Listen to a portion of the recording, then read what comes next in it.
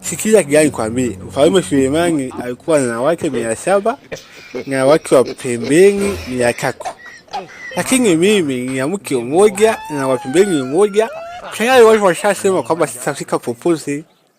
Yaani kijana nikwambie, kadri maisha yanavyokuwa magumu, itafika wakati wanaume 3 wataungana ili kuoa mwanamke mmoja, kwa sababu maisha hayaendi.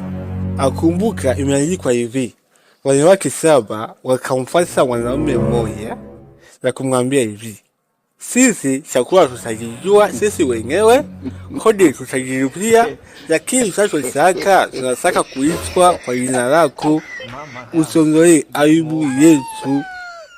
Yaani watakuja wanawake 7 na kumwoa mwanaume mmoja ili awaoe, ila chakula wao watajijua.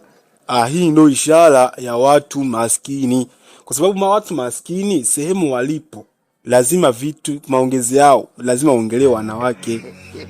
Tutafute kazi mwanangu, najua hali mbaya siku hizi, kwa hiyo tutafute kazi. Mimi kuna bosi mmoja ninayemjua, lakini shida ni moja, nani atatupa kazi na hizo ndevu zako? Sasa mwanangu, ni masikini, unafuga ndevu za nini? Nani atatupa kazi na hizo ndevu zako? So hizo ndevu ili tupate kazi, kwa sababu atafikiria wewe ndio bosi. Yaani hapo umegonga mwamba. Ndevu sitoi na kazi tunapata. Wewe tuende kwa hiyo bosi unayemjua. Tuende, hizi ndevu sizitoi kabisa. Wewe tuende, kazi tutaipata, kikubwa imani tu. Ni nani anagonga mlango huo? Mafukara. Nini? Mavokari au mafukara? Mahohehahe. Jamaa hao watu wana akili kweli. Nauliza wanamie majina, wananimbati mahohehahe, mafukara. Haya, ingieni.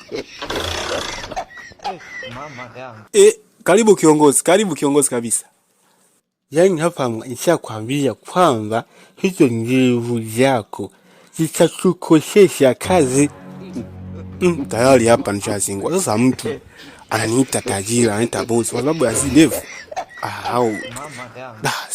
Sielewi kabisa. Sasa ndio kuingia tu hapa shaanza kutuita tajiri. Ashaanza kuniita kiongozi. Umeingia kuu tayari ashakuita tajiri, ashakuita kiongozi. Sasa hapa kuna kufanya kazi kweli? Sasa hapa mimi nachoona kila mtu ajitegemee kwa upande wake, kwa sababu sura yangu yenyewe inashawishi kwamba mimi ni masikini, lakini leo ni tajiri. Kila mtu ajitetee kwa upande wake. Kiongozi, sasa niwasaidie nini?